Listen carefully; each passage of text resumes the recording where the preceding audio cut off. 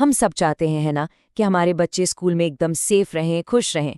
लेकिन आज की दुनिया में वो एक सुरक्षित माहौल बनाना पहले से कहीं ज्यादा मुश्किल हो गया है।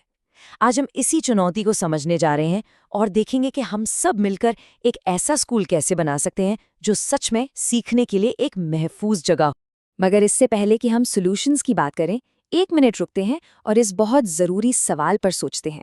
जब कोई कहता है सेफ स्कूल, तो सबसे पहले दिमाग में क्या आता है? क्या सिर्फ ताले और गार्ड्स, या फिर कुछ और, कुछ ज्यादा गहरा? यही सवाल आज हमारी पूरी बातचीत का सेंटर पॉइंट है। तो इस पूरी बातचीत में हम 5 जरूरी पड़ावों से गुजरेंगे। पहले हम एक सेफ स्कूल की नींव को समझेंगे, फिर आज के मुश्किल चैलेंजेस पर नजर डालेंगे, उसके बाद सेफ्टी की एक पावरफुल स्ट्रैटेजी के बारे में जानेंगे, फिर देखेंगे कि ये असल में काम कैसे करती है, और आखिर में ये समझेंगे कि ये हम सब की एक मिलीजुली जिम्मेदारी कैसे है। चलिए तो शुरू करते हैं। सबसे पहले तो ये समझना जरूरी है कि हम आखिर किस तरह का माहौल बनाने की कोशिश कर रहे हैं। तो देखिए, एक सेफ स्कूल सिर्फ दीवारों और तालों से नहीं बनता।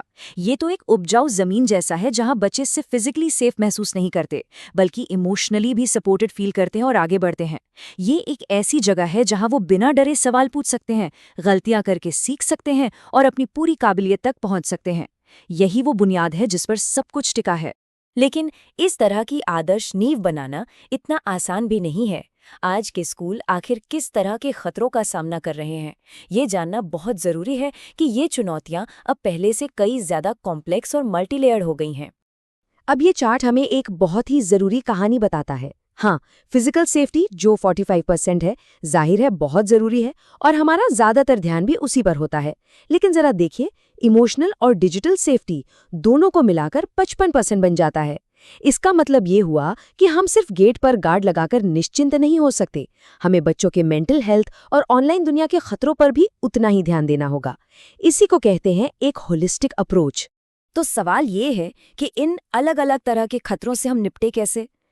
इसका जवाब किसी एक जादुई छड़ी में नहीं है, बल्कि एक बहुत ही मजबूत सिद्धांत में है, जिसे हम कह सकते हैं मल्टी लेयर्ड शील्ड या बहुस्तरीय ढाल। ये बात बिल्कुल 100% सही है। इसे किले के बारे में सोचकर देखिए। क्या सिर्फ एक ऊंची दीवार काफी होती है? नहीं, आपको खाए भी चाहिए, पहरेदार भी, और अंदर एक डिफेंस सिस्टम भी।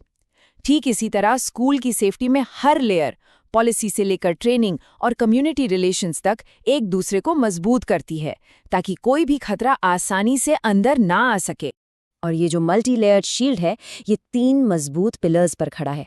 पहला है प्रिवेंशन, यानी प्रॉब्लम को शुरू ही ना होने देना।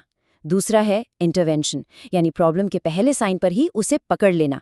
और तीसरा रिस्पॉन्स, यानी अगर कुछ हो जाए तो उसके लिए पूरी तरह से तैयार रहना। तो ये सिद्धांत सुनने में तो बहुत अच्छे लगते हैं, है ना? लेकिन असल जिंदगी में ये दिखते कैसे हैं? चलिए अब थ्योरी से प्रैक्टिस पर आते हैं और देखते हैं कि ये स्ट्रैटेजीज काम कैसे करती हैं। ये समझना मतलब बहुत ज्यादा जरूरी है। रिएक्टिव होना मतलब आग लगने के बाद फायर ब्रिगेड को बुलाना, लेकिन प्रोएक्टिव होना मतलब ये पक्का करना कि आग लगे ही नहीं। ज्यादातर स्कूल रिएक्टिव मोड में काम करते हैं, लेकिन असली सुरक्षा प्रोएक्टिव होने में है, एक ऐसा कल्चर बनाने में जहां खतरे पनप ही न सके। तो प्रोएक्टिव स्ट्रैटेजीज असल में दिखती कैसी हैं? ये एक ऐसा स्कूल कल्चर बनाने के बारे में है जहां सब एक दूसरे की इज्जत करें, एक दूसरे को सपोर्ट करें। ये एंटी बुलिंग प्रोग्राम चलाने, मेंटल हेल्थ सपोर्ट को आसान बनाने और हर किसी को, स्टूडेंट्स और स्टाफ दोनों को, खतरों को पहचानने और रिपोर्ट करने के लिए तैयार करने के बारे में है। लेकिन रुकिए, ये सारा काम सिर्फ स्कूल एडमिनिस्ट्रेशन का नहीं है, बिल्कुल नहीं। असली सुरक्षा एक टीम एफर्ट है। चलिए अब कम्युनिटी के रोल पर एक नजर डालते हैं। ये चार्ट ये सब कुछ बता देता है। ये एक रिले रेस जैसा है ना? एडमिनिस्ट्रेशन मशाल जलाता है, टीचर्स उसे आगे बढ़ाते हैं और पेरेंट्स और स्टूडेंट्स ये पक्का करते हैं कि वो बुझने ना पाए। जब हर कोई अपनी भूमिका निभाता है, तभी ये सेफ्टी की ढाल मजबूत बनती है। तो आखिर में बात तालों और कैमरों पर आकर नहीं रुकती। असली सुरक्षा तो विश्वास, कम्युनिकेशन और सहयोग की नींव पर बनती है। ये तब होती है जब एक स्टूडेंट एक टीचर से बात करने में सेफ महसूस करता है, जब एक पेरेंट एडमिनिस्ट्रेशन पर भरोसा करता है और जब पूरी कम्युनिटी एक होकर हमारे बच्चों की हिफाजत के लिए खड़ी होती है।